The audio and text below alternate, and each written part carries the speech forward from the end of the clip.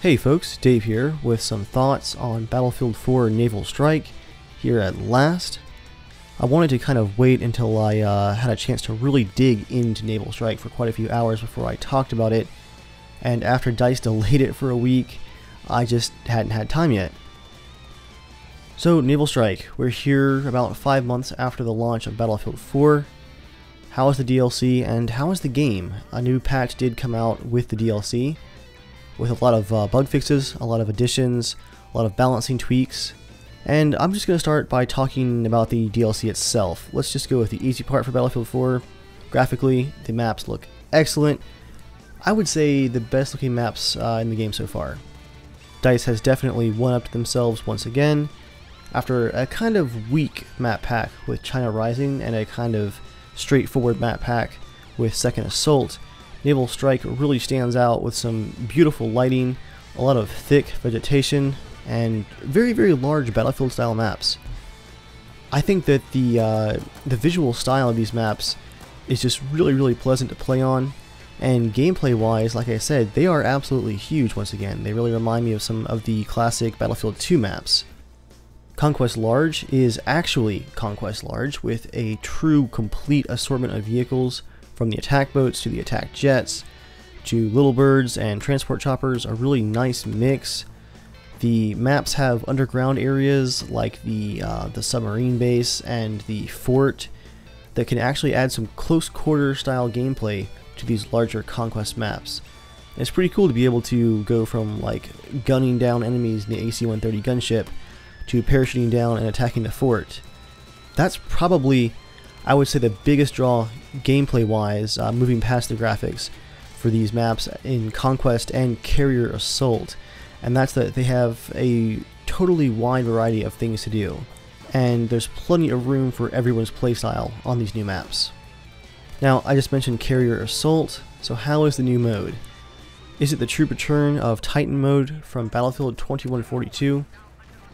Well, I played a lot of 2142 back in the day. That's probably my most played Battlefield before Battlefield 3, just hundreds and hundreds of hours. I put tons of time into Titan mode, and as you guys have probably heard from other commentators, no, this is not really the return of Titan mode. The main issue is that they have added a parachute spawn once the aircraft carriers are broken open, and so you don't actually have to assault the carrier. You can just kind of parachute down onto it and join the attack. Once again, it's kind of going along with DICE's new system of just making things more accessible for new players, I guess.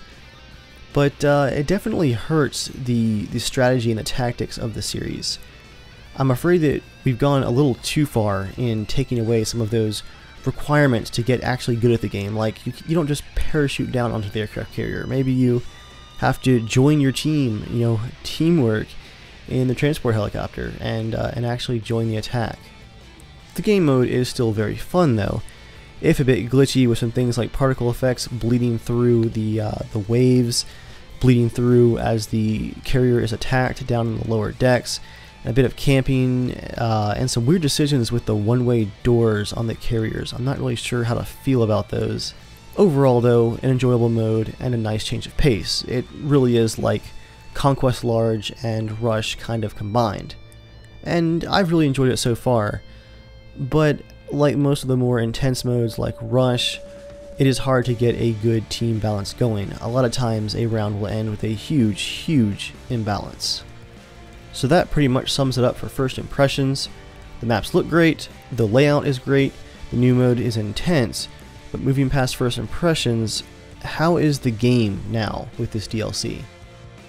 Well, the missile base capturing and the Titan attacking isn't the only thing that was kind of borrowed from 2142. The rubber banding from Titan mode in 2142 is back, and it's still pretty bad. It was really awful the first few days, and overall things have smoothed out, but it is still far from perfect.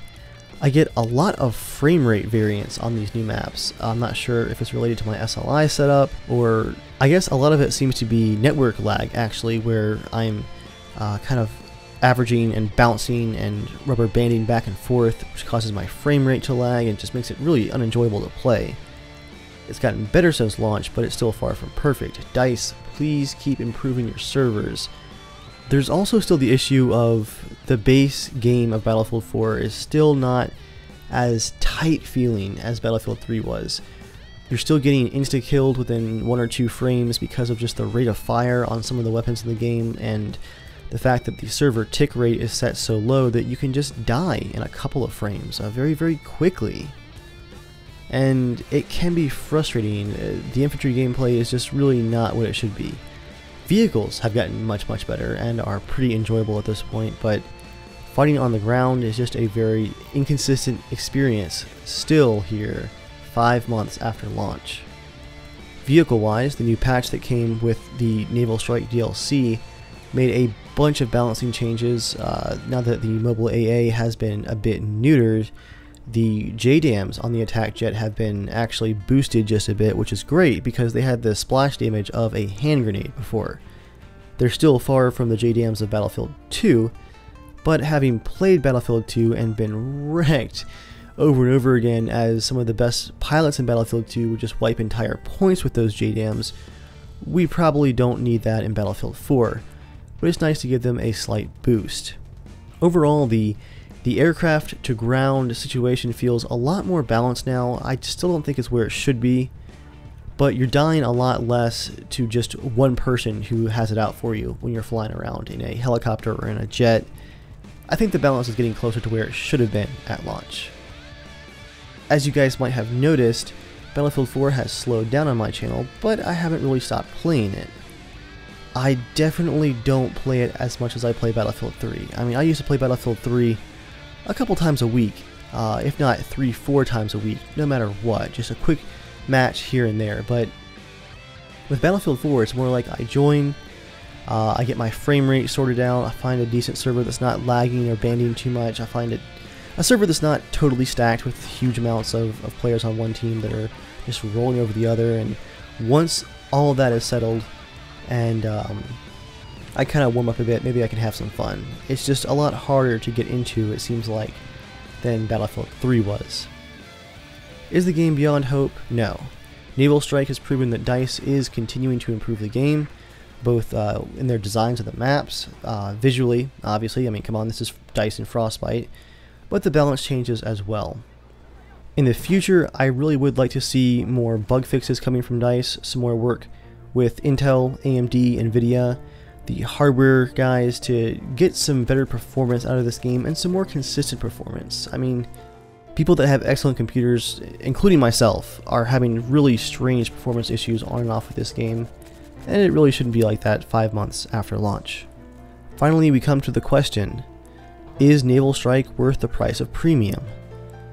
Honestly, I cannot recommend premium to you guys with the state of the game and how it's been so far. It's too much money and too much risk, in my opinion.